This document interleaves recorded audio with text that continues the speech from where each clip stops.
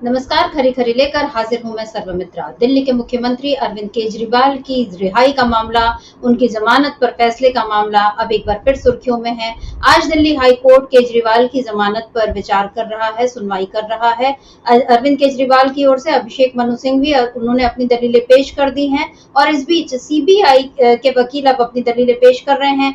फिलहाल जो high court की बेंच है वो लंच के लिए स्थगित उठी हुई है और 2 बजे से वो फिर से बैठेगी, यानी अभी से कुछ देर बाद हो सकता है ये सुनवाई फिर से शुरू हो जाए और तब हम देखेंगे कि अरविंद केजरीवाल की रिहाई को लेकर अदालत में क्या-क्या सुनवाई होती है, किस तरह से ये मामला आगे बढ़ता है। क्योंकि अगर आज अरविंद केजरीवाल को अदालत से रिहाई मिल जाती है, यानी कि राहत मिल जाती है, तो फिर अरविंद केजरीवाल जेल से बाहर आ जाएंगे, क्योंकि ईडी के मामले में उनको पहले ही जमानत दी जा चुकी है। लेकिन इस बीच सीबीआई ने उनको गिरफ्तार कर लिया था और फिर वो अरविंद केजरीवाल जेल में ही बने रहे और इस बीच उनके स्वास्थ्य को लेकर भी बड़ी चिंताएं व्यक्त की गई और आतिशी ने उनको लेकर बड़े गंभीर आरोप बीजेपी पर लगाए थे कि किस तरह से जेल में केजरीवाल की सेहत के साथ खिलवाड़ किया जा रहा है। क्या कुछ कहा था आतिशी ने अभी कुछ दिन पहले, इसको पहले सुन लेते हैं, फिर हम देखते हैं कि अदालत में और क्या कुछ चल रहा है। भारतीय जनता पार्टी ने एक झूठे मुकदमे में अरविंद केजरीवाल जी को गिरफ्तार कर लिया और जेल में भारतीय जनता पार्टी क्या करने की कोशिश कर रही है। भारतीय जनता पार्टी अरविंद केजरीवाल के स्वास्थ्य को, उनके शरीर को परमानेंटली डैमेज करने के लिए, उनके शरीर को परमानेंटली खराब करने की कोशिश कर रही है। अरविंद केजरीवाल जी का शुगर लेवल इस खतरनाक स्तर पर 5 बारी गया है। उनका शुगर लेवल 50 तक पहुंच गया। सबको पता है कि लो शुगर लेवल होने से अरविंद केजरीवाल की जान को खतरा हो सकता है और भारतीय जनता पार्टी इस स्तर तक गिर सकती है कि आज उन्होंने सुबह सुबह तिहाड़ जेल प्रशासन के माध्यम से कुछ डॉक्यूमेंट्स मीडिया को पहुंचाए, दिखाने के लिए कि अरविंद केजरीवाल के स्वास्थ्य में कोई समस्या नहीं है। और जो डॉक्यूमेंट्स भारतीय जनता पार्टी ने रिलीज किए उन्हीं में तिहाड़ जेल के मेडिकल ऑफिसर की रिपोर्ट है। ये रिपोर्ट जो साफ साफ दिखा देती है कि अरविंद केजरीवाल जी के स्वास्थ्य के साथ क्या खिलवाड़ हो रहा है। बहुत गंभीर आरोप आतिशी के और आम आदमी पार्टी की तरफ से। अरविंद केजरीवाल की पत्नी ने भी इस पर चिंताएं जाहिर की थी कि उनके साथ जेल में उनकी सेहत के साथ किस तरह से खिलवाड़ हो रहा है, कैसे उनकी जान को भी खतरा हो सकता है। बहुत गंभीर आरोप है। देखना होगा कि बीजेपी इस पर क्या जवाब देती है, लेकिन फिलहाल ये देखना ज्यादा दिलचस्प है कि किस तरह आज अरविंद केजरीवाल को अदालत में उनको राहत मिलती है या फिर वो जेल में बने रहते हैं।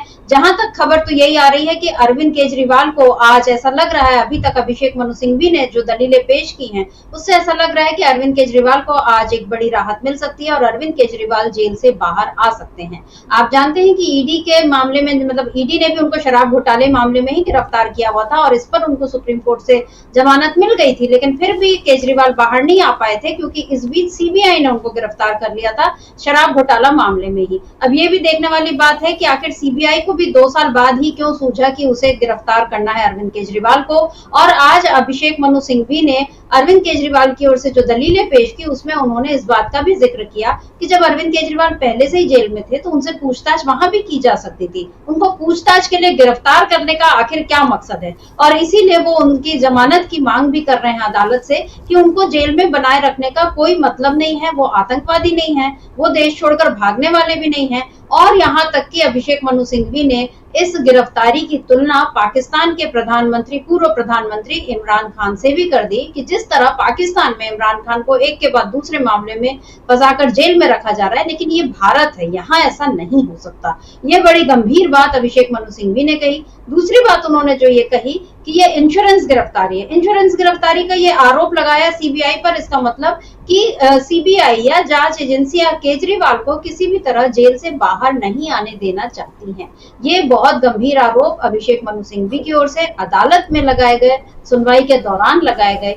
अब देखना होगा कि जो दलीलें अब सीबीआई के वकील पेश करेंगे उसके बाद क्या उन दलीलों में इतना दम रह जाता है कि वो केजरीवाल को जेल में बनाकर रखें, या फिर सीबीआई के वकील की दलीलें अभिषेक मनु सिंघवी की दलीलों के आगे पस्त हो जाएंगी।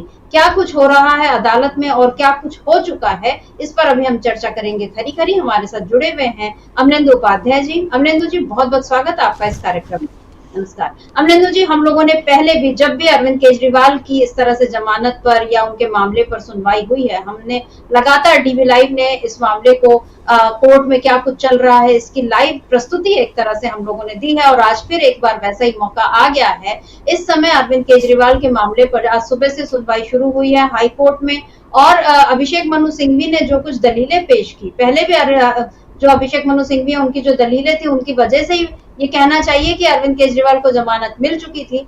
आज फिर सिंघवी जो हैं केजरीवाल का पक्ष रखने के लिए कोर्ट में खड़े हुए और उन्होंने कुछ गंभीर बातें कही हैं, जैसे इमरान खान के मामले का मैंने जिक्र किया या उन्होंने ये कहा कि ये इंश्योरेंस गिरफ्तारी है जिसको सीबीआई गलत बता रही है। क्या कुछ कहेंगे अमरेंद्र जी, और क्या हुआ है अभी तक अदालत में, इसका भी एक रिकैप अगर आप दे सके हमारे दर्शकों को। देखिए समिता जी, एक तो आज जब बहस शुरू हुई तो अरविंद केजरीवाल की तरफ से अभिषेक मनु सिंघवी जब खड़े हुए तो उन्होंने अपनी दलीलें शुरू की और उसमें उन्होंने पहली बात जो थी वो यही रखी कि ये कि इंश्योरेंस गिरफ्तारी है और इंश्योरेंस गिरफ्तारी क्यों, इस पर उन्होंने सिलसिलेवार प्रकाश डाला। उन्होंने बताया कि किस तरीके से पहले ईडी गिरफ्तार करती है, फिर उसके बाद ईडी के मामले में सुप्रीम कोर्ट से उनको इंटरिम बेल मिल जाती है, उसके बाद लोअर कोर्ट जो है उनको वो दे देता है, उनको स्थायी जमानत दे देता है, उसके बाद फिर हाई कोर्ट आती है ईडी और फिर जब वो सुप्रीम कोर्ट पहुंचती है तो उसको जब लगता है कि सुप्रीम कोर्ट से कोई आदेश आ सकता है उसके बाद फिर सीबीआई जाकर के पूछताछ के लिए पहले कहती है, उसके बाद जाकर के सीधे ट्रायल कोर्ट से वो गिरफ्तारी का आदेश ले लेती है।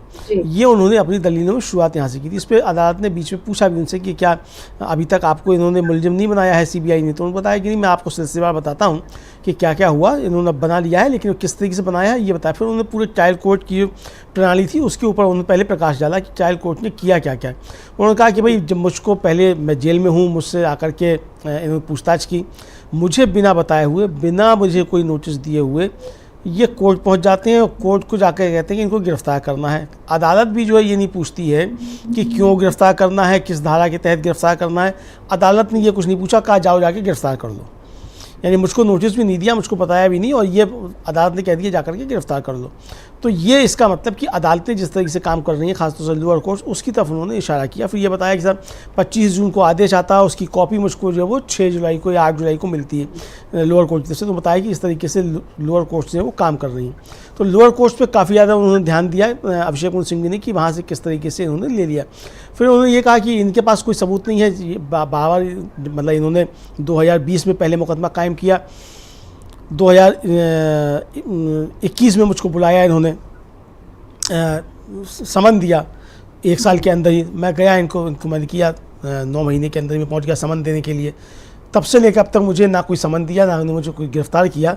लेकिन जैसे ही ईडी के मामले में आती है बात कि ये क्या हो रहा है, मतलब सुप्रीम कोर्ट से राहत मिल सकती है, तो तुरंत जाकर के इन्होंने मुझको गिरफ्तार कर लिया ताकि मेरा मुवक्किल जो है वो यानी वो जेल में बना रहे। तो ये इंश्योरेंस गिरफ्तारी इस तरीके से है, ये अरविंद केजरीवाल के वकील अभिषेक मनु सिंघवी ने बताया समिता जी।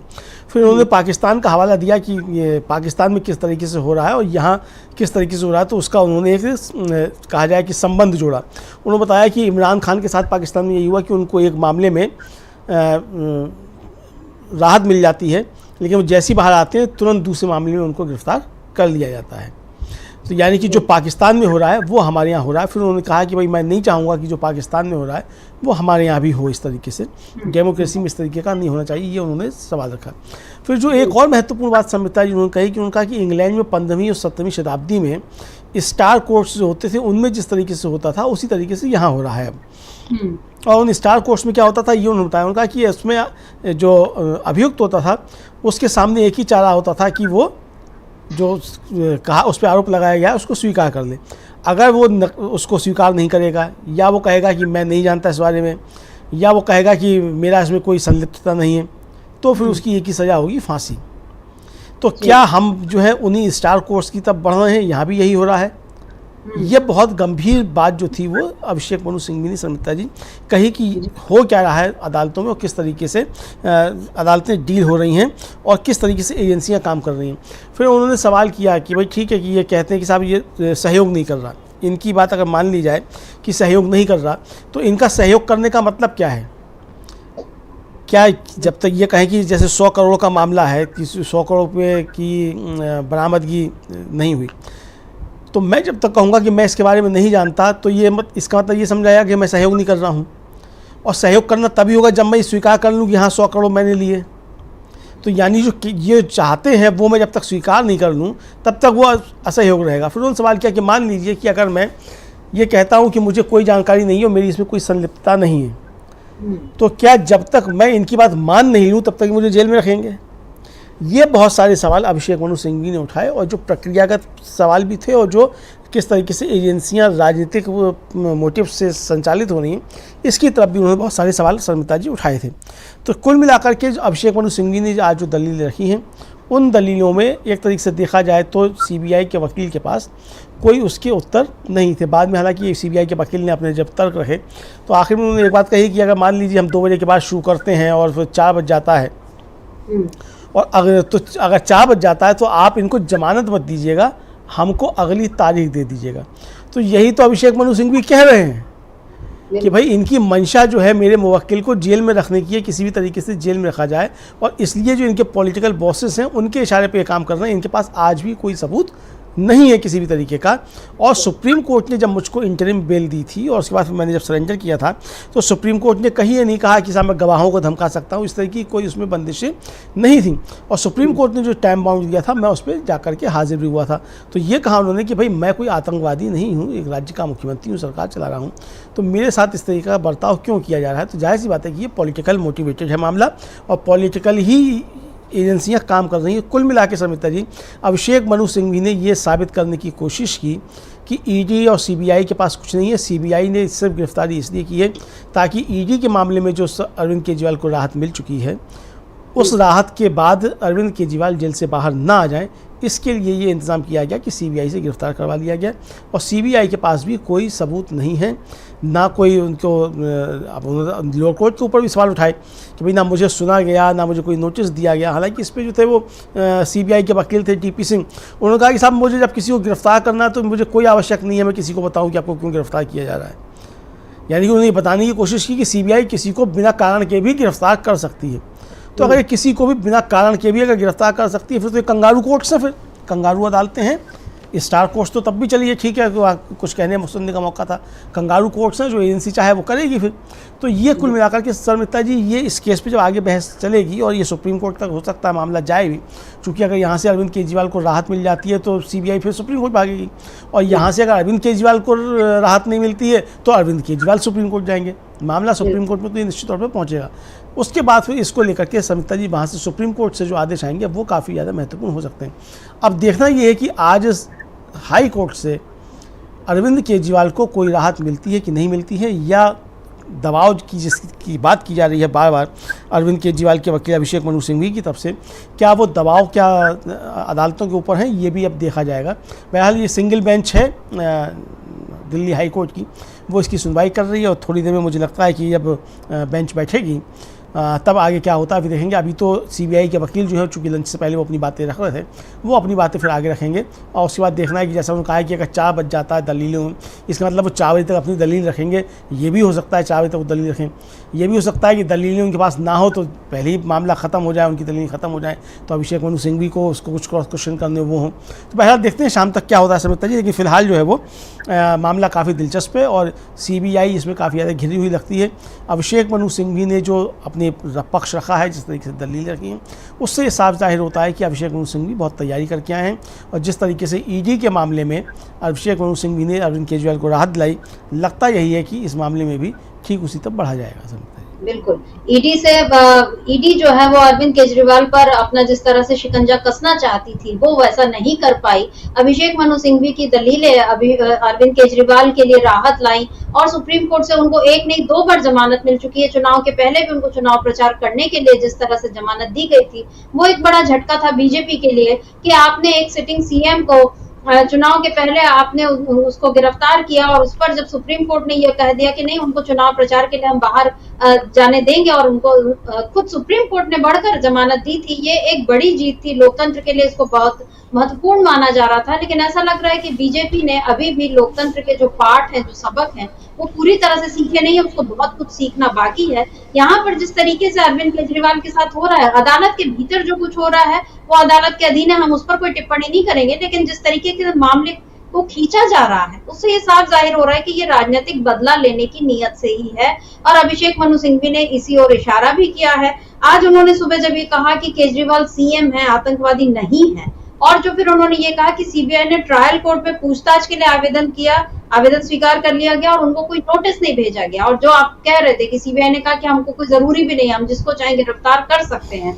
तो जिस तरह से गुलामी के दौर में रोलेट एक्ट जो लाया था अंग्रेजों ने कि अपील, वकील, दलील सब सारी चीजें बंद हो गई और उसके खिलाफ फिर कांग्रेस खड़ी हुई थी उस समय की, और मोतीलाल नेहरू वगैरह इन सब ने काफी विरोध किया था। और ये आज फिर वैसा ही कुछ होता हुआ अगर हम इसको ये कहें कि ईडी से आप छूटे तो सीबीआई ने आपको गिरफ्तार कर लिया। और सीबीआई जब ये कह रही है, सीबीआई के वकील डीपी सिंह ये कह रहे हैं कि सिंघवी ने इंश्योरेंस गिरफ्तारी शब्द अपनी तरफ से गढ़ा है, तो जाहिर है वो उनके वकील है, वो अपनी तरफ से ही गढ़ेंगे, वो आपकी तरफ से तो कुछ बोलेंगे नहीं। और ये कह रहे हैं कि वो अपनी तरफ से गढ़ा है और सीबीआई ने उनको धारा 160 के तहत बुलाया था, लेकिन ये धारा गवाहों के लिए नहीं है। और ये हो सकता है, इनका कहना है कि उनसे पूछताछ 9 घंटे तक चली और हमारे पास ऑडियो वीडियो रिकॉर्डिंग है, सब कुछ टाइप कर लिया गया, उसको चेक किया है और उसमें सुधार भी हुआ है।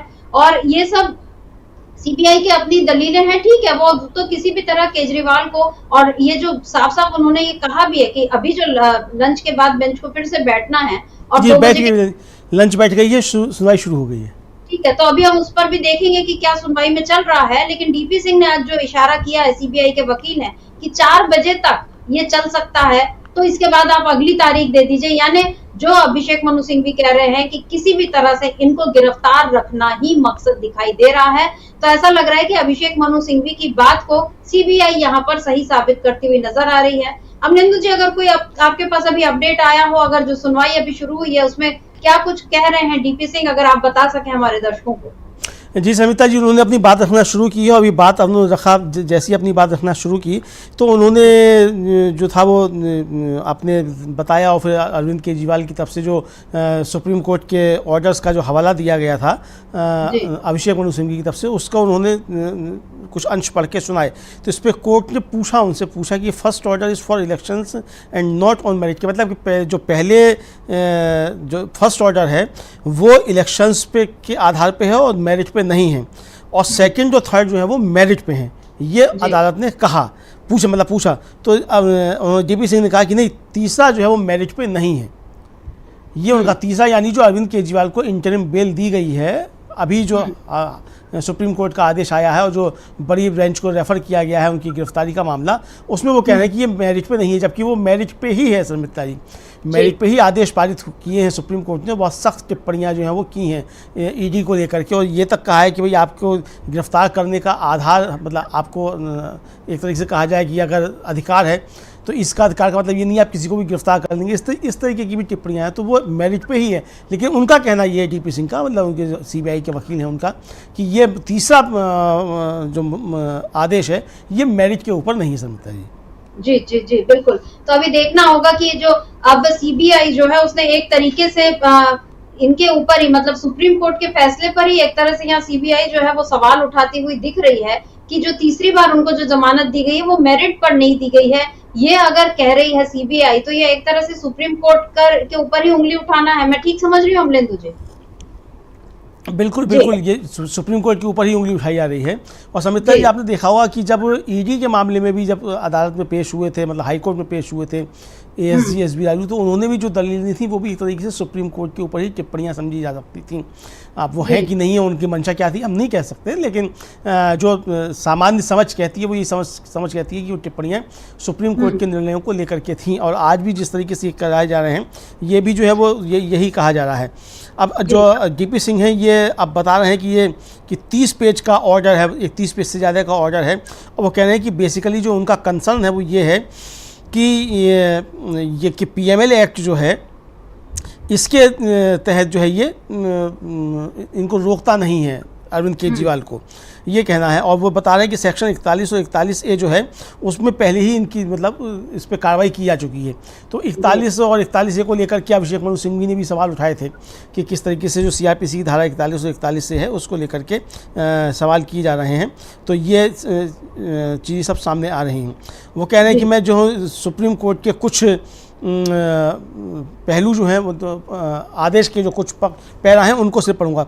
तो इस पर कोर्ट ने उनसे कहा कि कम टू द पॉइंट, मुद्दे पर आइए, इधर उधर की बातें मत कीजिए। यानी कोर्ट ने उनको टोका, तो उन्होंने कहा कि नहीं मैं कॉन्शियस हूँ, डीपी सिंह ने, सीबीआई के वकील ने कहा कि मैं कॉन्शियस हूँ और मैं अपने टाइम में ही इसको समाप्त कर दूंगा, और सेक्शन 41 और 41A जो है उनके बारे में पहले ही इस पर विचार किया जा चुका है। ये डीपी सिंह की तरफ से दलील दी गई है संयुक्ता जी अभी। जी, और डीपी सिंह ने इसके पहले ये भी, जो उन्होंने 3 रिलीज ऑर्डर्स के बारे में जो बात की, उसमें उन्होंने ये भी कहा था कि मैं इसके कुछ हिस्से आपको पढ़कर सुनाता हूँ और फिर आप ये देखें कि किन हालात में उनके साथ ये हुआ। Does it even merit to say that it was such a release that they can boast about it? मतलब यहाँ पर वो जो सुप्रीम कोर्ट से जो राहत मिली, और जिसको अभिषेक मनु सिंघवी ने कहा था कि देखिए हमको तो सुप्रीम कोर्ट से पहले राहत मिली है, तो यहाँ पर डीपी सिंह उल्टा उसी पर सवाल उठा रहे हैं कि जिस आधार पर उनको राहत मिली, क्या ये इस आधार पर वो अपना वो मतलब बूस्ट कर सके, नहीं अपने आप को वो उसमें जिसको हम कहते हैं कि अपनी चौड़ दिखा सकते हैं क्या वो किसी तरह से, एक जो बिल्कुल चलती फिरती भाषा में जिसको मैं कहूँ, यहाँ पर डीपी सिंह ने उसको यही कहा कि इस पर वो किसी भी तरह का अहंकार नहीं कर सकते कि देखिए हमको इस मेरिट पर ये जो छूट मिली थी या रिहाई मिली थी। और फिर वो ये भी बोल रहे हैं we are not Pakistan as argued by them. मुझे ऐसा लगता है कि अभिषेक मनु सिंघवी की ये बात जो है वो कहीं ना कहीं डीपी सिंह को बहुत बुरी तरह चुभ गई, जब उन्होंने ये कहा कि 3 दिन पहले एक मामले में इमरान खान को रिहाई मिलती है, जमानत मिलती है और उसके बाद फिर से उनको गिरफ्तार कर लिया जाता है। ये पाकिस्तान में हो सकता है, हमारे देश में ऐसा नहीं हो सकता। ये साफ साफ कहना था अभिषेक मनु सिंघवी का। और यहाँ पर डीपी सिंह उन्हीं की बात को ये कह रहे हैं कि ये पाकिस्तान नहीं है, जैसा कि उन्होंने कहा that's the strength of our judicial system. यानी वो यहाँ बता रहे हैं कि ये हमारे जुडिशियल सिस्टम की ताकत है कि हम यहाँ पर किस तरह से एक मुख्यमंत्री को भी अगर उन्होंने गिरफ्तार करके रखा और उसको जमानत नहीं मिल रही है, तो डीपी सिंह इसको उस तरह से पेश कर रहे हैं। लेकिन सवाल तो यही है कि आखिर सीबीआई ने 2 साल से ये मामला तो वो भी देख रही है जिस तरह से ईडी देख रही थी, लेकिन पहले ईडी ने सारी चीजें की और अब जब ईडी के हाथ से एक तरह से कहना चाहिए कि डोर छूट चुकी, तो अब सीबीआई ने उस डोर को संभाल लिया। क्या लगता है अमलिंदु जी, ये सारी चीजें चुनाव के पहले भी अरविंद केजरीवाल बीजेपी के लिए चुनौती थे और अब इंडिया गठबंधन जिस तरह से मजबूती के साथ उभरा है, क्या फिर से अरविंद केजरीवाल को एक बड़ी चुनौती मान रही है बीजेपी? क्या बीजेपी का डर है कहीं ना कहीं जिसके कारण सीबीआई को आज ये कोशिश करनी पड़ रही है कि किसी भी तरह अरविंद केजरीवाल को हाई कोर्ट से रिहाई न मिले? देखिए बिल्कुल इसी के तहत काम किया जा रहा है और लगता ये है कि जो अरविंद केजरीवाल की तरफ से अभिषेक मनु सिंघवी ने जो पाकिस्तान का हवाला देते हुए दलील दी, उससे काफ़ी ज़्यादा उस पर मतलब आहत हुए शायद वकील साहब जो हैं सीबीआई के, चूँकि वो कहा कि ये पाकिस्तान नहीं है। ठीक, बिल्कुल सही बात है, पाकिस्तान नहीं है और पाकिस्तान हमको बनना भी नहीं चाहिए, ये भी है समिता जी। और लेकिन अभिषेक मनु सिंघवी जो बात कह रहे हैं वो यही कह रहे हैं कि ये पाकिस्तान नहीं है, लेकिन इसको पाकिस्तान बनाने की कोशिशें की जा रही हैं, क्योंकि जिस तरीके से पाकिस्तान में हुआ इमरान खान के साथ, वो यहाँ अरविंद केजरीवाल के साथ करने की कोशिशें की जा रही हैं। इस बीच समिता जी, जो कोर्ट ने है वो 2-3 टिप्पणियाँ की। कोर्ट ने पूछा कि क्या ये केस जो है वो इसके पीएमएलए के बारे में नहीं है, और उन्होंने बहुत सारे जो है सेक्शन 41 और सेक्शन 41A सीआरपीसी को लेकर के इस पर सवाल उठाए हैं। ये उन्होंने डीपी सिंह से कहा कोर्ट ने, तो कि आप जो है वो please confine yourself to that, आप अपने को उसी पर केंद्रित कीजिए, यानी 41 और 41A पे केंद्रित कीजिए कि इसका पालन किया गया कि नहीं किया गया। चूँकि अरविंद केजरीवाल की तरफ से अभिषेक मनु सिंघवी की आपत्ति यही थी कि धारा 41 और 41A के तहत जो है मुझको सूचित किया जाना चाहिए था कि मुझको क्यों गिरफ्तार कर रहे हैं। ट्रायल कोर्ट को मुझे नोटिस देना चाहिए था, मुझको नोटिस नहीं दिया गया, मुझसे कुछ पूछा नहीं गया। ये जाते हैं और किस धारा में गिरफ्तार करते हैं ये भी नहीं बताया गया इन्होंने कोर्ट को, और कोर्ट ने सीधी सीधी कह दिया जाओ जाकर के उन्हें गिरफ्तार कर दो। तो इसको लेकर के अदालत ने कहा उनसे, डीपी सिंह से जो सीबीआई के वकील थे, कि आप इस मामले पर केंद्रित रहिए, इसको आप डिफाइन कीजिए। जी बिल्कुल, ये जो अभी जिस तरह से अदालत में बात चल रही है, जिरह चल रही है, और उसमें ऐसा लग रहा है जैसे पहले ईडी की ओर से उनके जो वकील थे एसवी राजू, वो बार बार उलझ जाते थे। अब कुछ इसी तरह की उलझन सीबीआई के वकील डीपी सिंह के सामने पेश हो रही है, क्योंकि अभिषेक मनु सिंघवी ने पहला ही एक ऐसे ग्राउंड तैयार कर दिया है पूरा पुख्ता सबूतों के साथ, और जो उन्होंने जो पॉइंट्स उठाए, जैसे जिस बात पर अभी ये चर्चा चल रही है कि किस तरह से उनको अगर लोअर कोर्ट में आपने एक आवेदन दायर किया, यानी आपने एक एप्लीकेशन दी और उसके बाद उनको गिरफ्तार कर लिया, जबकि केजरीवाल को कोई नोटिस नहीं भेजा गया, तो अदालत तो सीधे सीधे तथ्यों पर और जो धाराएं हैं उनके तहत आपने काम किया कि नहीं किया, एजेंसियों ने काम किया कि नहीं किया, इसी चीज को देखेगी और उसी आधार पर वो करेगी। सीबीआई भले इसको राजनीतिक प्रेरित या ये हमारा आरोप नहीं है, बल्कि ये तो आपका ही कहना है या बाकी जो विरोधी दल है उनका ये कहना है कि जांच एजेंसियां जो है वो राजनीतिक दबाव में काम कर रही है और सीबीआई के ऊपर भी ये आरोप लगा हुआ है। और अगर सीबीआई इस मामले को अगर अदालत में राजनीतिक मोड़ देने की कोशिश करती है, यानी वो किसी भी तरह अरविंद केजरीवाल को मतलब पुख्ता दलीलों के आधार पर नहीं लेकिन बाकी बातों के आधार पर अगर वो उनको किसी भी तरह से अदालत में ये साबित करने की कोशिश करती है कि उनको गिरफ्तार ही रहना चाहिए, तो इससे भी सीबीआई के ऊपर जो लगा आरोप है वो कहीं ना कहीं सच साबित होता हुआ नजर आएगा। लेकिन अभिषेक मनु सिंघवी ने जो बातें उठाई हैं वो काफी गंभीर है।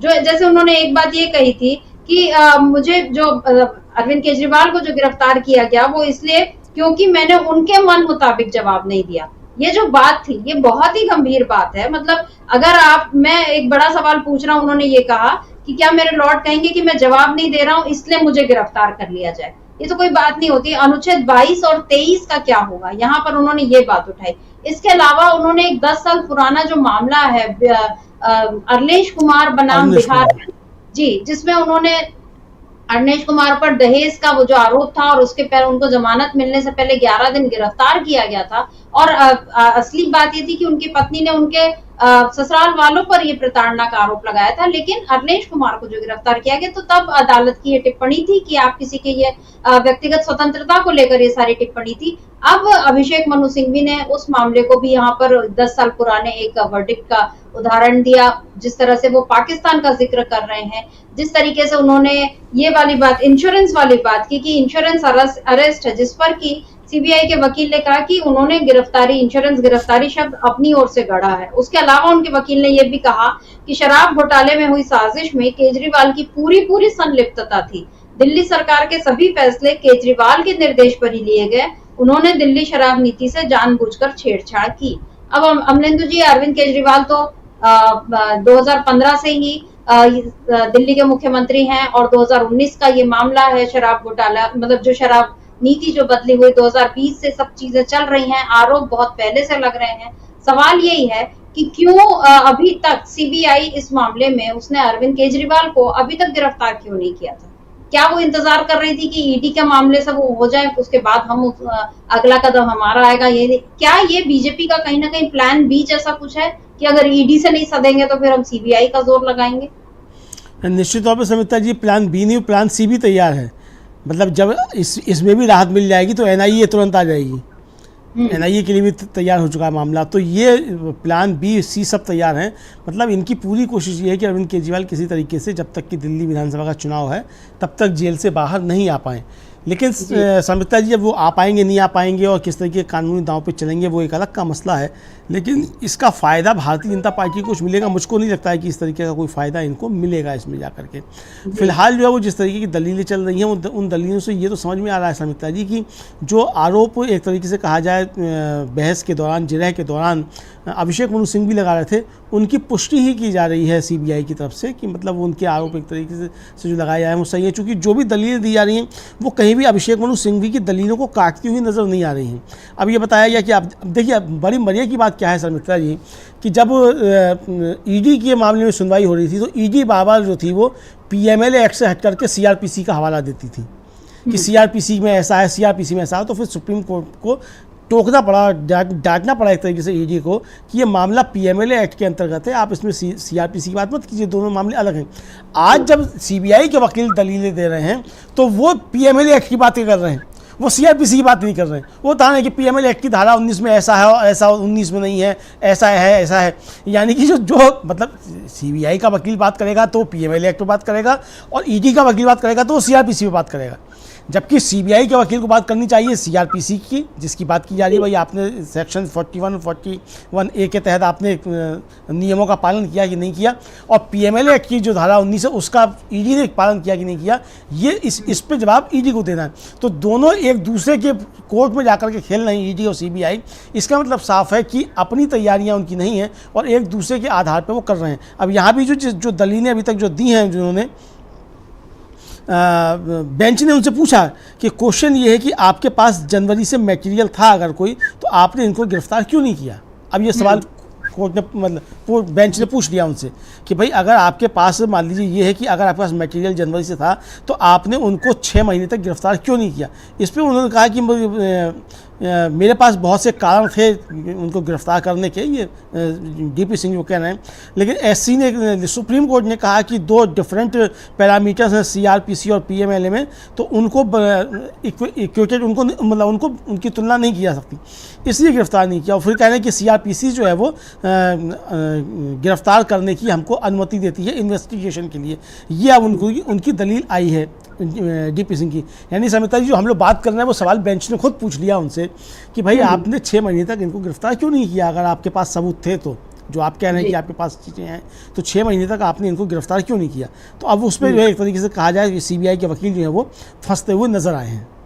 जी जी बिल्कुल, सीबीआई के वकील यहाँ पर उसी तरह से फंसते हुए नजर आ रहे हैं जिस तरह पहले जब अदालत में सुनवाइयां हुई हैं और उसमें ईडी के वकील जिस तरह से उन्हें उलझने होती थी और बार बार ईडी को कहीं ना कहीं मुंह की भी वो खानी पड़ी, अगर हम इसको हार ही बोलेंगे ईडी की। अगर केजरीवाल को खुद सुप्रीम कोर्ट से जमानत दी गई एक बार चुनाव के बाद के लिए, और उसका उन्होंने जैसे बाकायदा 2 जून को उनका ये था कि आपको सरेंडर करना है, तो उन्होंने किया भी सरेंडर। और उसके बाद वो मतलब ऐसा भी नहीं कि वो जांच में सहयोग नहीं कर रहे या वो देश छोड़कर भागने की तैयारी में, वो तो उन्होंने अभी तक अपने मुख्यमंत्री पद से भी इस्तीफा नहीं दिया, यानी वो दिल्ली के मुख्यमंत्री अभी तक बने हुए हैं। यानी वो उनका कोई इरादा नहीं है कि वो कहीं से जाएं, और जब तक अगर वो यहाँ पर हैं तो आप उनसे बाहर भी पूछताछ कर सकते हैं। जो बात वही है कि पूछताछ के लिए आपको उनको गिरफ्तार करने की क्या जरूरत है, और यही सवाल सीबीआई को, ऐसा लगता है कि इसमें सीबीआई जो है वो बहुत बुरी तरह इसमें फंस सकती है।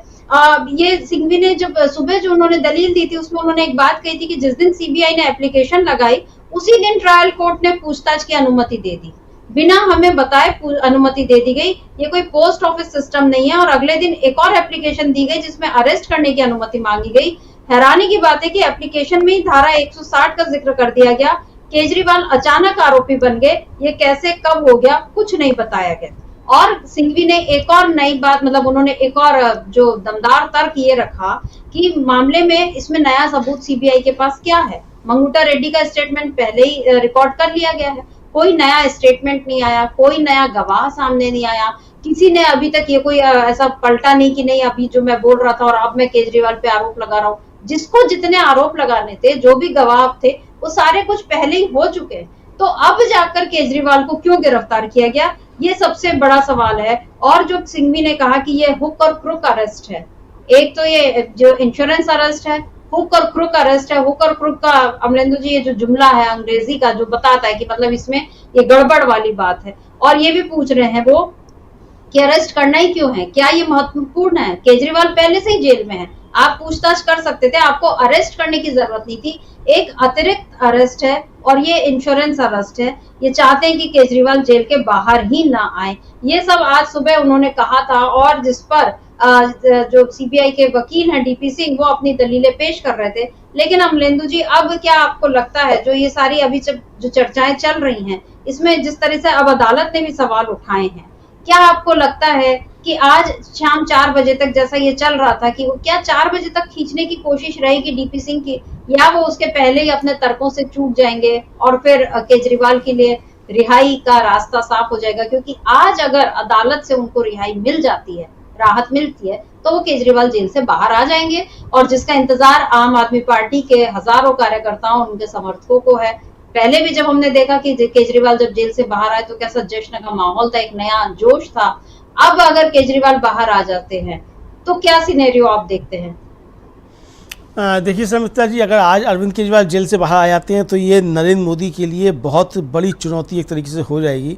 और इसलिए चुनौती हो जाएगी चूँकि नरेंद्र मोदी ने जिस तरीके से राज्यसभा में खड़े होकर भाषण दिया और उन्होंने कहा कि मैंने ईडी और सीबीआई को खुली छूट दे रखी है भ्रष्टाचारियों पर कार्रवाई करने की, तो उनकी जो भ्रष्टाचारियों पर कार्रवाई करने की खुली छूट थी, उस खुली छूट की हवा निकल जाएगी। कि किन भ्रष्टाचारियों पे आप जो थे कार्रवाई कराना चाहते थे। यानी यहाँ तो ये साबित हो रहा है कि ईडी और सीबीआई के पास उनके पल्ले कुछ नहीं है। आज बेंच ने भी अभी ये सवाल पूछा उनसे कि जो सुप्रीम कोर्ट का आदेश है उससे मैं ये क्या ये समझें कि दोनों चीज़ें अलग हैं और पीएमएलए एक्ट जो है वो उससे सीआरपीसी से ऊपर है। इस तरीके के सवाल बेंच की तरफ से किए गए हैं। तो बेंच में जो चल रहा है संबिता जी, जो अदालती प्रक्रिया चल रही है वो एक अलग प्रक्रिया है। लेकिन अगर अदालत से आज राहत मिलती है अरविंद केजरीवाल को, और जिस तरीके से बेंच की तरफ से सवाल उठाए जा रहे हैं सीबीआई के वकील से, और सीबीआई के वकील जिस तरीके से घिरते हुए नजर आ रहे हैं, उससे लगता है कि ये मामला अब अरविंद केजरीवाल के पक्ष में जाता हुआ दिखाई पड़ रहा है। और चूंकि संबिता जी सुप्रीम कोर्ट के 3 आदेश आ चुके हैं और सुप्रीम कोर्ट ने ईडी के मामले में भी उस गिरफ्तारी को लेकर के बड़ी बेंच के पास रेफर कर दिया है और इंटरिम बिल दे दी है, तो इसका मतलब कि हाई कोर्ट्स के पास भी एक समझा जा सकता है कि नज़ीर सुप्रीम कोर्ट के दूसरे केस की है, इसी जो इससे संबंधित ही है, दिल्ली शराब घोटाले से संबंधित ही है। तो उसमें ईडी के मामले में जो लेकर के सुप्रीम कोर्ट का रुख है, इसका मतलब कि हाई कोर्ट को थोड़ा सुविधा मुझे लगता होगी अपना कोई फैसला लेने में। तो इसीलिए इस तरीके के सवाल जिस तरीके से पूछे जा रहे हैं उनसे डीपी सिंह से, ये समझ में आता है। जी जी बिल्कुल। जिस तरीके से सवाल अब डीपी सिंह से हो रहे हैं अदालत में, उससे ये समझ में आ रहा है कि उनके पास कोई बहुत पुख्ता बातें नहीं है, जितने वो तर्क अभी जैसे उन्होंने ये कहा, अब उन्होंने जो न्यायाधीश हैं उनसे उन्होंने अनुरोध किया है कि हम एक वो सीडी दिखाना चाहते हैं जो अरेस्ट के पहले भी थी और वो पहले भी देखी जा चुकी है और ट्रायल कोर्ट में देखी जा चुकी है। उस सीडी को दिखाने की एक वो जो उन्होंने अनुमति मांगी है। वहीं केजरीवाल के जो काउंसिल है वो वरिष्ठ वकील रमेश गुप्ता हैं, वो अब आ चुके हैं और उन्होंने भी ये कहा कि it was not recorded before the trial court. यानी वो ये अपनी दलीलें दे रहे हैं कि ट्रायल कोर्ट के पहले ये सब नहीं था, और जबकि सिंह उनकी बात को काट रहे हैं कि नहीं, ये सब रिकॉर्डेड हो चुका था, हम इस बारे में बहस कर चुके हैं, आप भी वहां थे और ये सब रिकॉर्डेड है। और इसीलिए मतलब यहाँ तक कि उन्होंने एक जो लाइव लॉ जो वेबसाइट है उसका भी जिक्र किया कि उसमें भी ये चीज रिकॉर्डेड है। ये सारी बातें अभी अदालत में चल रही हैं, जिस तरह का माहौल अभी दिख रहा है। अमरेंदु जी, मतलब जिस तरीके से सुबह जो अभिषेक मनु सिंघवी ने जो दलीलें पेश की, जिस पर अभी हम चर्चा कर चुके हैं, जैसे उन्होंने पाकिस्तान का जिक्र किया और जैसे पाकिस्तान के मुद्दे पर फिर डीपी सिंह को जवाब देने के लिए जो गेंद एक तरह से फेंकी उसको उनको कैच करने के लिए मजबूर होना पड़ा। मतलब वो ऐसा नहीं है कि अभिषेक मनु सिंघवी की दलीलों को एकदम वो खारिज कर पा रहे हैं। जिस तरीके से यहाँ सीबीआई कमजोर पड़ती हुई दिख रही है, आपको क्या लगता है, क्या ये मामला अगर फिर से, मतलब जैसा आपने कहा कि दोनों ही स्थितियों में केजरीवाल को राहत मिले तो और राहत ना मिले तो, दोनों ही स्थितियों में मामला सुप्रीम कोर्ट तक तो पहुंचना ही है और 2 बार सुप्रीम कोर्ट से केजरीवाल के लिए राहत आ चुकी है। क्या लगता है आपको, क्या ये शराब घोटाला मामला दिल्ली विधानसभा चुनाव तक, ज्यादा वक्त नहीं है, क्या ये मामला इसी तरीके से खींचा जाएगा? क्या इसका पॉलिटिकल माइलेज लेने की कोशिश करेगी बीजेपी, लेकिन फायदा हो जाएगा आम आदमी पार्टी को? क्या लगता है? देखिए समिता जी, एक तो अगर आज अरविंद केजरीवाल को हाई कोर्ट से राहत मिल जाती है तो मामला भले ही सुप्रीम कोर्ट में जाए, लेकिन अरविंद केजरीवाल की रिहाई हो जाएगी। चूँकि सुप्रीम कोर्ट में आप जाकर के तुरंत जाकर के आप वहाँ से स्थगन आदेश नहीं ले लेंगे और वहाँ फिर आपका मेंशन होगा, कब मेंशन होगा, कब आएगा, तब ये आएगा। तो इसलिए तुरंत अरविंद केजरीवाल के खिलाफ वहाँ नहीं हो पाएगा और जब सुप्रीम कोर्ट मामला पहुँचेगा तो फिर वहाँ मेरिट के आधार पर बातचीत होगी और फिर लंबा केस ये जाएगा जो सीबीआई के खिलाफ जाएगा। इसीलिए सीबीआई का दबाव ये है कि साहब अगर आज हमारी बात पूरी नहीं हो पाती तो उनको जमानत मत दीजिए, अगली डेट दे दीजिए। ये जो सीबीआई की तरफ से कहा गया तो इसीलिए समझा जा सकता है। इसलिए समिता जी, अगर आज राहत मिलती है अरविंद केजरीवाल को तो अरविंद केजरीवाल आज भी बाहर आ सकते हैं। अब देखना ये है कि हाई कोर्ट क्या आदेश देता है या सीबीआई की बात को मान लेता है कि साहब इनको जमानत मत दीजिएगा और हमको अगली तारीख आप दे दीजिएगा, तो उसको मानता है कि नहीं मानता है। लेकिन जो सवाल किए हैं गिरफ्तारी को लेकर के बेंच ने समिता जी, उससे साफ लगता है कि सीबीआई की बात को बेंच मानने वाली नहीं है। हालांकि जो जब सवाल पूछा गया उनसे डीपी सिंह से तो उन्होंने कहा कि मेरे अधिकारी ने जो है उनकी गिरफ्तारी के बारे में तथ्यपरक राय बनाई और कारण बताए। कारण को पर्यवेक्षी कार्यालय में ले जाया जाता है, फिर निर्णय लिया जाता है कि उन्हें गिरफ्तार किया जाना चाहिए। उन्होंने अदालत को केस डायरी दिखाई और ट्रायल कोर्ट का जो था वो सीडी जो बात थी उसको भी दिखाया उन्होंने। तो यानी समिता जी, आज अगर राहत मिलती है अरविंद केजरीवाल को हाई कोर्ट से तो फिर ये ईडी और सीबीआई दोनों के लिए बहुत एक तरह से कहा जाए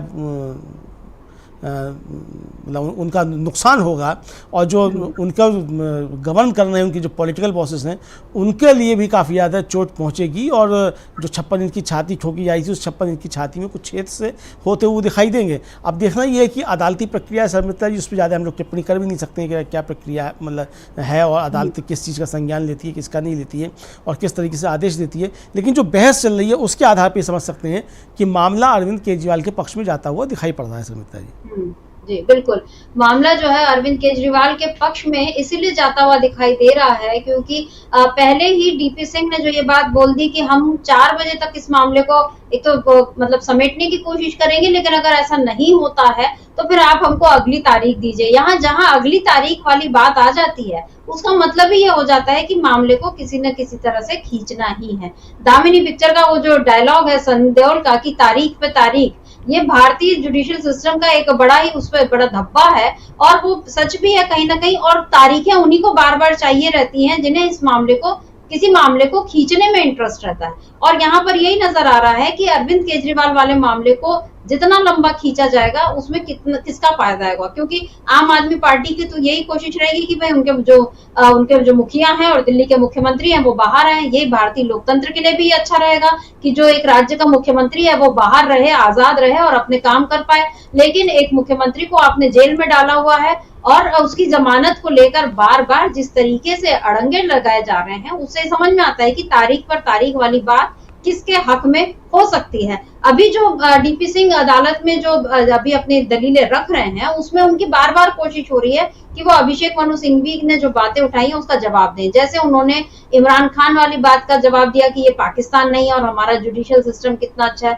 अब वो ये बता रहे हैं कि वो जो ये जो उन्होंने पॉइंट उठाया था कि आपके बात से सहमत होंगे तभी ये सहयोग माना जाएगा क्या, कुछ इस तरह की बात जो अभिषेक मनु सिंघवी ने कही थी। अब उन्होंने इसका जवाब दिया कि मैंने अपने आवेदन में क्या लिखा है, मैंने कोर्ट को सारे जो इंटरोगेशन है वो उसके बारे में बताया है।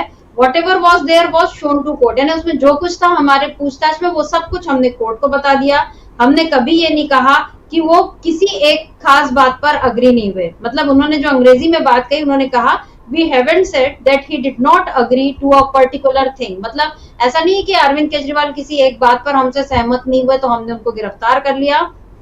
I say cooperation is there are certain things which are not incriminating। मतलब यहाँ जो सहयोग वाली बात थी इसका जवाब वो दे रहे हैं। और उन्होंने ये भी कहा कि if I say if you were part of the meeting someone has to show yes or no। मतलब जैसे मैं अगर पूछ रहा हूँ अरविंद केजरीवाल से कि क्या आप उस मीटिंग का हिस्सा थे, तो आपको हाँ या ना में जवाब देना चाहिए। शायद अरविंद केजरीवाल ने इस तरह से जवाब नहीं दिया तो सीबीआई को यही बात खटक रही है और उसको वो ये असहयोग बता रही है कि अरविंद केजरीवाल हमसे सहयोग नहीं कर रहे हैं। दूसरी बात उन्होंने ये कहा कि he is heading the cabinet, मतलब वो कैबिनेट के मुखिया। He says it's not my idea to privatise. और केजरीवाल ने ये कहा है कि ये जो शराब जो नीति थी उसको प्राइवेटाइज करने का वो मेरा आइडिया नहीं था। It shows he is trying to put the blame on anyone but not him. यानी अरविंद केजरीवाल ये पूरे घोटाले का जो ठीकरा है वो किसी और के सिर पर फोड़ना चाहते हैं, अपने ऊपर वो नहीं लेना चाहते कोई भी बात।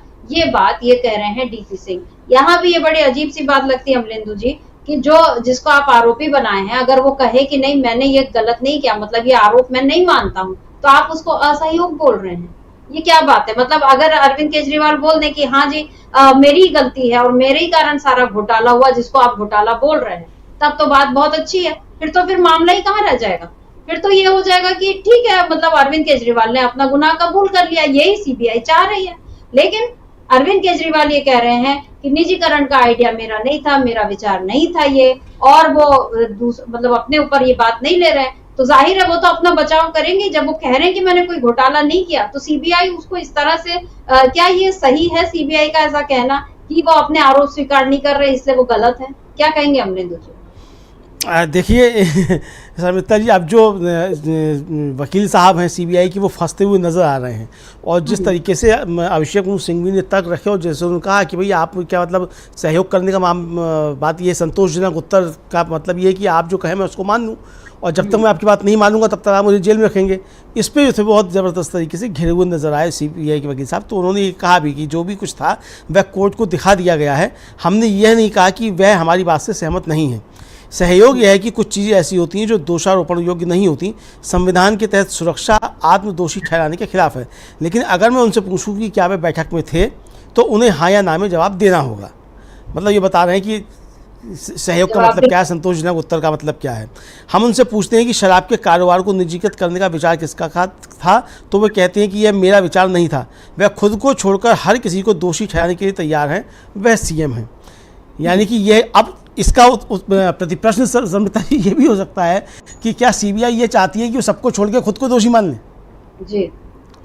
तो ये दलील जो है मतलब अब फंसते हुए जो है सीबीआई के वकील वो नज़र आ रहे हैं, क्योंकि वो सारी बातें एक तरीके से अभिषेक मनु सिंघवी की स्वीकार करते हुए नजर आ रहे हैं और ये बता रहे हैं कि साहब हाँ इनका कहना ठीक है संतोषजनक उत्तर का। लेकिन मैं ये कहना चाहता हूँ कि संतोषजनक उत्तर का मतलब ये अब वो उसको डिफाइन करना चाहते हैं संतोषजनक उत्तर क्या है। और संतोष यानी इस पर आ गए हैं कि जब तक संतोषजनक उत्तर नहीं मिलेगा तब तक वो जेल में रखेंगे। हो सकता है इसको भी आगे आके स्वीकार कर लें 2 मिनट के बाद या 5 मिनट के बाद की संतोषजनक उत्तर जब तक नहीं मिलेगा तब तक वो गिरफ्तारी रखेंगे उनको, तो ये भी कह सकते हैं। कुल मिला के जिस तरीके से जो बहस चल रही है उसमें अब सीबीआई काफ़ी ज़्यादा घिरती हुई नज़र आ रही है। हालांकि उनका कहना है कि सीबीआई की जांच जो है वो दूसरे लोगों की तरफ से मतलब दूसरी एजेंसियों की तरफ से अलग क्यों है।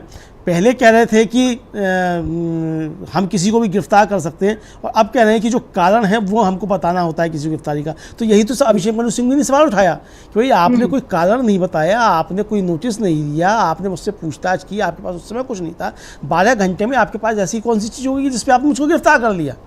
यही वो पूछ रहे हैं और कोर्ट ने भी दे दिया कि बिना किसी धारा को बताए हुए कि आपको गिरफ्तार करना है, जाओ जाके गिरफ्तार कर लो। आपने कोर्ट को धारा भी नहीं बताई कि आपको किस धारा में गिरफ्तार करना है। अब आप बाद में बता रहे हैं कि धारा 160 के तहत आपने गिरफ्तार किया, लेकिन धारा 160 आपने मुझको गिरफ्तार करते समय नहीं बताई और कोर्ट से जिस समय आपने मेरी गिरफ्तारी का आदेश दिया उस समय भी आपने कोर्ट को नहीं बताया कि किस गिरफ्तारी के तहत आप जो है वो मुझको गिरफ्तार कर रहे हैं। तो ये सब जी आ रहा है, तो उसमें घिरते हुए काफ़ी नज़र आ रहे हैं सीबीआई के वकील।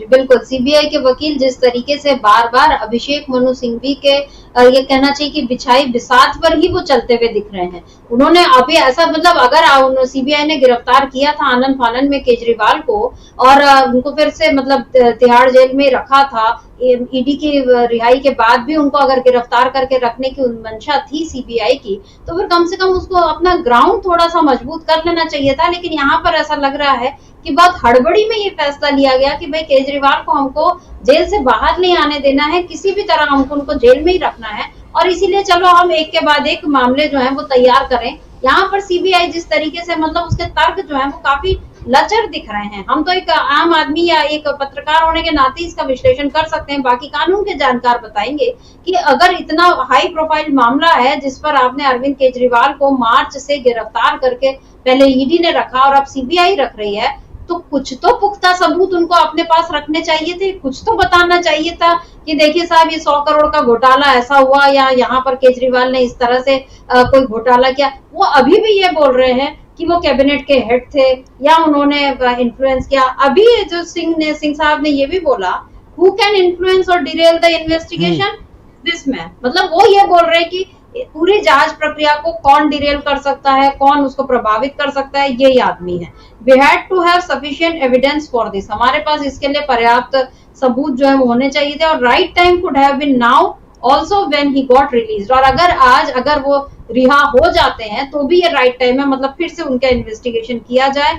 ये सारी बातें अभी जिस तरीके से कर रहे हैं और ये भी बोल रहे हैं, सवाल उठा रहे हैं कि who seize whether the case is justified और नॉट। मतलब यहाँ पर वो अपने तर्क, मतलब वही जो बात मैं पूछ रही हूँ अमरेंदु जी, क्या सीबीआई को अपने पास कोई पुख्ता सबूत, जो मनी ट्रेल का सवाल जब से उठाए जा रहे हैं, आतिशी ने बोला था कि ये है मनी ट्रेल, ये जो मनी ट्रेल है ये मंगूटा रेड्डी तक पहुंचती है, ये बीजेपी तक पहुंचती है, ये टीडीपी के मतलब वो सांसद बन चुके, ये और वो एनडीए के साथी हैं। तो जो लोग पहले इसमें आरोपी थे, जो बाद में सरकारी गवाह बन गए, जिन लोगों ने अरविंद केजरीवाल के खिलाफ जाकर बाद में बयान दिए, जिनके बयानों के आधार पर केजरीवाल को गिरफ्तार किया गया, वो तो अभी सरकार में बने हुए हैं। और केजरीवाल को आपने गिरफ्तार कर लिया तो आप कोई सबूत भी तो लाके दिखाइए। एक सबूत आपके पास नहीं है, उसके बाद आप बोल रहे हैं ये अभी फिर ये कह रहे हैं कि मैं मतलब ये गोवा चुनाव वाली बात, अभी तक वहीं अटके हुए हैं। लेकिन दिखाते क्यों नहीं हमने? अगर कुछ नहीं है तो फिर इस मामले को कहां तक खींच पाएगी सीबीआई? मतलब क्या ईडी जितनी बातें बोल चुकी थी, या तो ऐसा है कि जितने उसने दलीलें पहले अदालत में दी हैं उसी को रिवाइज कर लें और वही आके सुना दें, क्योंकि कुछ और नया कहने को तो लगता नहीं कि है सीबीआई के पास। बिल्कुल समृता जी, आप देखिए जो भी तर्क दिए जा रहे हैं सीबीआई की तरफ से, वो सारे तर्क वही हैं, सारी दलीलें वही हैं जो ईडी की तरफ से दी गई हैं, और उनमें कुछ भी नया नहीं है। और ईडी की दलीलें किस तरीके से सुप्रीम कोर्ट में जाकर के खारिज हो चुकी हैं, ये भी हम लोगों ने देखा कि ईडी को लेकर के बहुत सख्त टिप्पणियां सुप्रीम कोर्ट ने की हैं अपने अरविंद केजरीवाल के मामले में। और बड़ी बेंच को जब मामला उन्होंने रेफ़र किया है तो उसको उनकी गिरफ्तारी की किस तरीके से वैधता है, अवैध है गिरफ्तारी, इसको लेकर के काफ़ी सवाल हैं, और ये सुप्रीम कोर्ट ने अपने आदेश में साफ साफ बहुत सारी बातें लिखी हैं। तो यहाँ जो भी बातें कही जा रही हैं ईडी की, सीबीआई की तरफ से समृता जी, वो सारी बातें वही हैं जो ईडी पहले कह चुकी है, उनको ही दोहराया जा रहा है। अभिषेक मनु सिंघवी ने नए तर्क रखे हैं, और नए तर्क ये रखे हैं कि सीबीआई ने अरविंद केजरीवाल को गिरफ्तार क्यों किया और किस तरीके से यहाँ जो है वो स्टार कोर्ट्स बनाने की कोशिश की जा रही है या भारत को पाकिस्तान बनाने की कोशिश की जा रही है। ये महत्वपूर्ण तर्क अभिषेक मनु सिंघवी की तरफ से रखे गए हैं, और अभिषेक मनु सिंघवी के तर्क जो रखे गए हैं, उनकी तरफ से जो जिरह की गई है, उसका कोई भी उत्तर सीबीआई के पास समृता जी अभी तक तो मालूम नहीं पड़ा है, क्योंकि जो बातें सीबीआई की तरफ से कही भी गई हैं वो कहीं ना कहीं अभिषेक मनु सिंघवी के ट्रैप में फंसने वाली ही चीज़ें हो रही हैं, और इसीलिए अदालत को भी उनसे कहना पड़ा सीबीआई से कि कम टू द पॉइंट, यानी मुद्दे पर आइए, इधर उधर की बातें मत कीजिए। ये 2 बार जो है वो बेंच को उनको टोकना पड़ा सीबीआई के वकील साहब को। तो ये साफ तौर पर समझा जा सकता है समृता जी कि ये जिस तरीके का आरोप है आम आदमी पार्टी का, ये पॉलिटिकल बॉसेस की तरफ से काम किया जा रहा है, उनके इशारे पे जो है वो ईडी और सीबीआई काम कर रहे हैं। तो ये आरोप अब प्रथम दृष्टया कहीं ना कहीं सच होते हुए दिखाई पड़ते हैं, क्योंकि जिस तरीके की दलीलें दी जा रही हैं कोर्ट में, तो इससे लगता है। लेकिन अब ये दलीलें हैं कि नहीं है, ये हम नहीं कह सकते कि क्या है क्या नहीं है, लेकिन जो समझ में आ रहा है वो तो यही समझ में आ रहा है समृता जी। जी बिल्कुल, ऐसा लग रहा है कि सीबीआई के पास अभी कुछ नया कुछ कहने को नहीं है, और ये बिल्कुल राजनीतिक बदले की भावना से ही की गई गिरफ्तारी अभी तक ये लग रहा है। क्योंकि अगर ऐसा होता तो जब से सीबीआई ने गिरफ्तार किया है, अभी उतने दिन में वो कुछ न कुछ सबूत रख लेती और सीधे ले जाके अदालत में दिखाती कि देखिए साहब ये चीजें हैं और इसलिए हमने इनको गिरफ्तार किया है।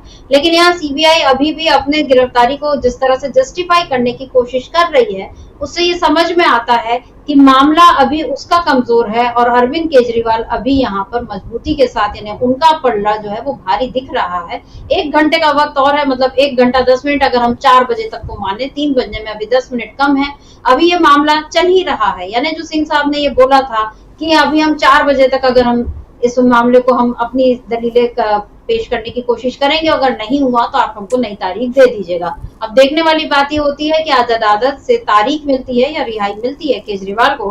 अभी जो इन्होंने 4 मिनट पहले की जो खबर है, डीपी सिंह ने इन्होंने कहा कि the court says there is material and need to arrest, there is a justification of arrest and I am entitled to have custodial interrogation of accused। यानी यहाँ पर वो बता रहे हैं कि मैं मतलब इसके लिए अधिकृत हूँ कि जो कस्टोडियल इंटरोगेशन जो है अक्यूज का वो मैं कर सकूं, इसके लिए मैं अधिकृत हूं। और मैंने जुडिशियल स्क्रूटनी को भी पास करके कहा गया, जिसके बारे में ये लोग मुझ पर आरोप लगा रहे हैं। अब सवाल ये है कि आप कितने दूर तक जाएंगे। ये उन्होंने अब अरविंद केजरीवाल के वकीलों से एक तरह से सवाल किया है कि the question is till how long you will go. यानी यहाँ पर वो बता रहे हैं कि मैं तो सब बिल्कुल कानून के हिसाब से चल रहा हूँ, आप कहाँ तक जाएंगे, कितने दूर तक आप जाते हैं। और वो ये पूरा बोल रहे हैं कि the entire proportionately changes at this change, my lady will only see if the arrest was legal or not. मतलब यहाँ पर वो जो जज साहिबा हैं, उनको वो माय लेडी जो वो बोल रहे हैं कि जज साहिबा आप देखिएगा कि अरेस्ट जो है, आपको ये देखना है कि आप यही देखेंगी कि वो अरेस्ट जो हमने किया था वो लीगल है या नहीं है। और अब उन्होंने वापस सेक्शन 41 और 41A की बात करना यहाँ पर अमलेंदु जी शुरू कर दिया है।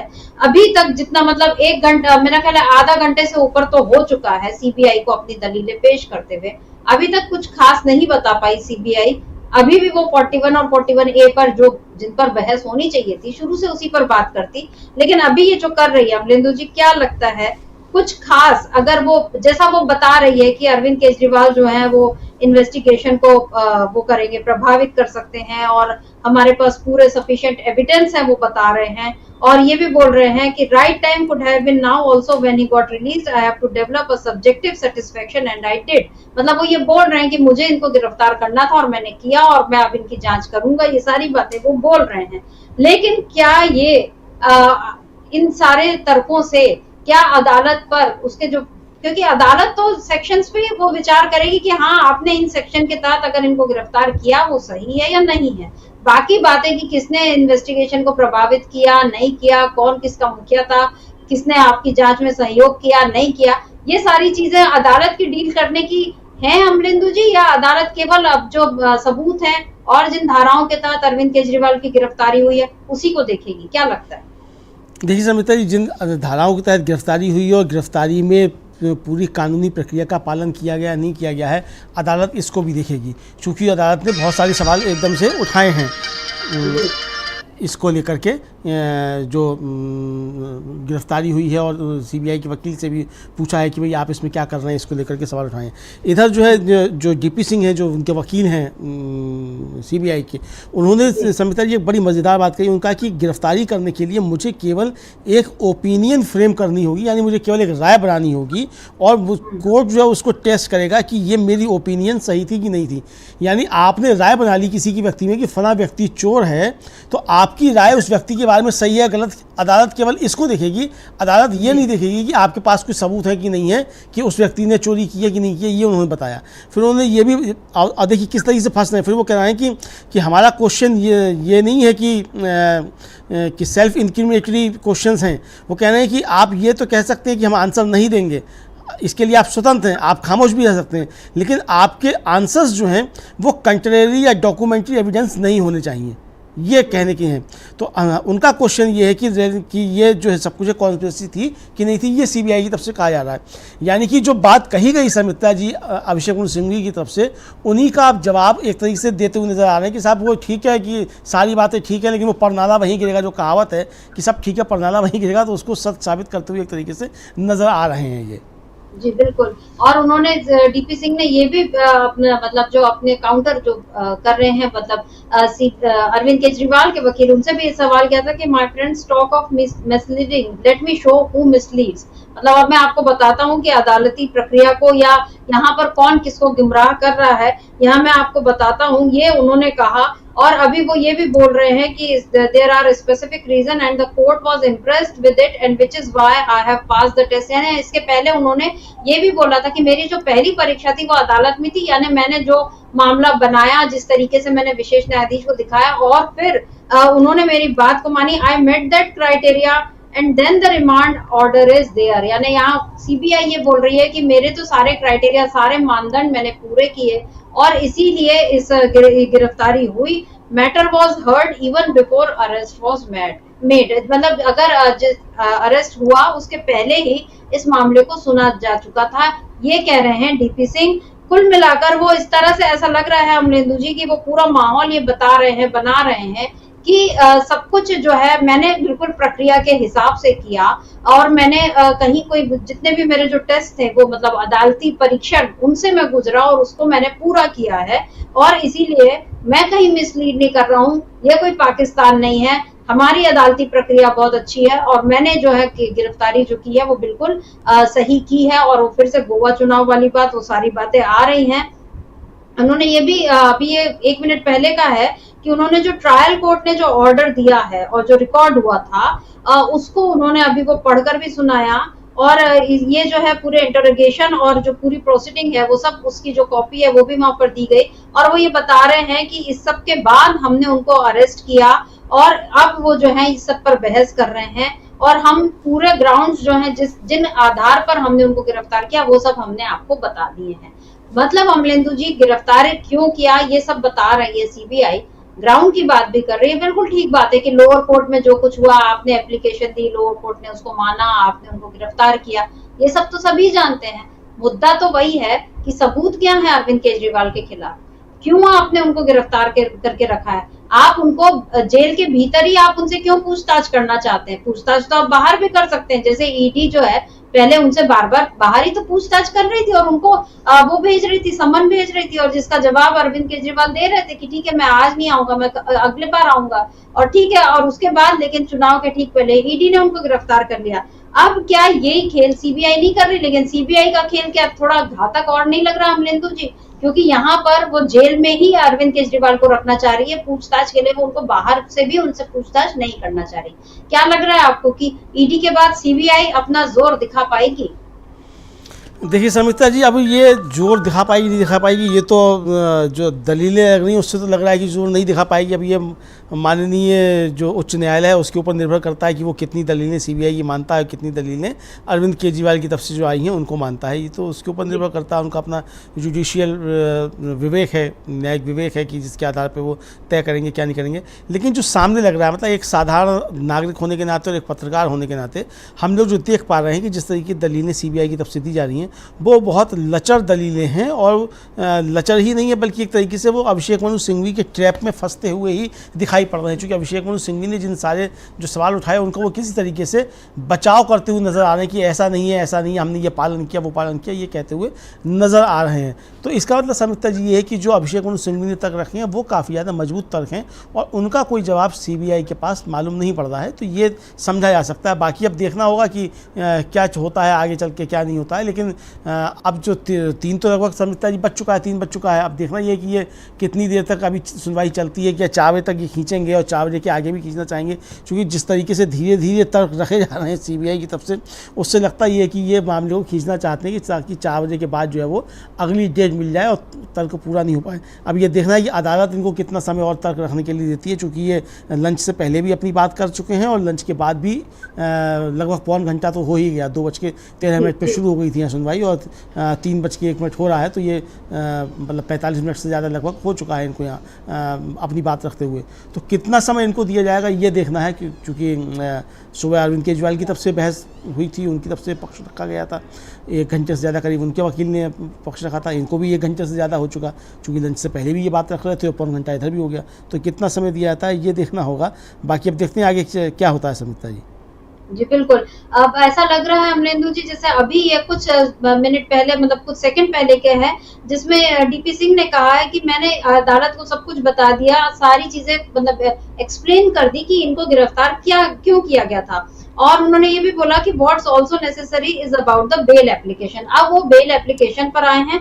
उन्होंने कहा कि अगर मैं आज अदालत को ये कन्विंस कर देता हूं कि इनको जो हमने कस्टडी में लिया, इनका जो अरेस्ट है वो इलीगल नहीं है, तभी only then we can switch to bail application.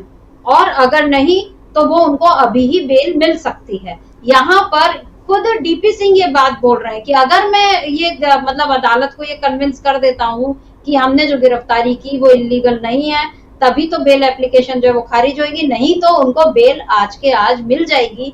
बहुत बड़ी बात डीपी सिंह ने, यानी सीबीआई के वकील खुद ही ये बता रहे हैं कि किस तरह से अरविंद केजरीवाल आज ही बेल के हकदार हो सकते हैं, क्योंकि अगर वो अदालत को कन्विंस नहीं कर पाए। अब देखना यही है, पिछले पौन घंटे से तो कोशिश यही चल रही है और इस बीच पौन घंटे में जो जज साहिबा हैं उन्होंने भी जो सवाल कर ली है, तो और कम टू द पॉइंट आने पर जिस तरह से बोल दिया, उससे तो ये लग रहा है कि वो भी बहुत अभी तक खास कन्विंस होती हुई, मतलब जो हमें समझ में आ रहा है। अब आगे उनका ये विवेक है, उनका ये अधिकार है, वो क्या उस पर जवाब देती हैं।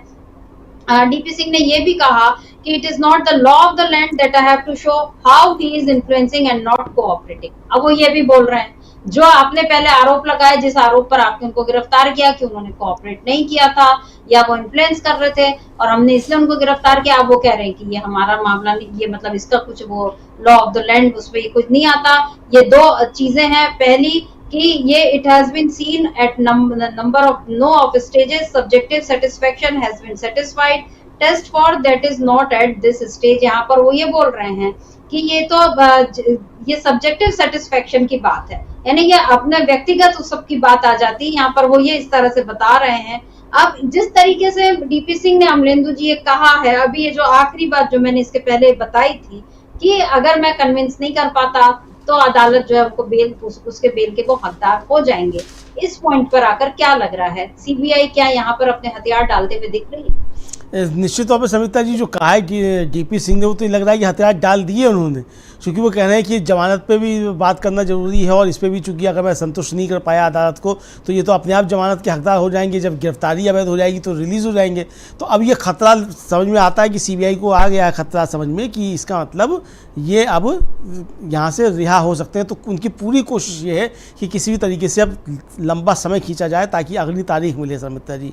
अब ये चीज़ समझ में आ रही है, चूँकि जो बात उन्होंने कही थी लंच से पहले, अब वो उसी की तरफ बढ़ती हुई दिखाई दे रही है कि किसी तरीके से उसको मामले को खींचा जाए और तारीख जो है वो उनको मिल जाए, क्योंकि अभी अब समय मांगेंगे मुझे और बातें रखनी है और बताना है। हालांकि उनसे 2 बार कोर्ट ने कहा कि कम टू द पॉइंट, मुद्दे पर आइए, मतलब इधर उधर की बातें मत कीजिए, मुद्दे पे आइए। तो मुद्दे पे आने के लिए जब बेंच की तरफ से कहा गया उनसे बार बार, तो इसका मतलब समझता जी है कि बेंच समझ चुकी है कि क्या है क्या नहीं। और बेंच ने ये भी सवाल किया कि भाई जो 3 ऑर्डर्स हैं, पहला जो इंटरिम बेल का ऑर्डर दिया गया था वो तो परिस्थितिजन्य परिस्थितियाँ थी, उन पर दिया गया था, लेकिन जो सेकंड और थर्ड ऑर्डर हैं सुप्रीम कोर्ट के, वो मेरिट के आधार पे हैं।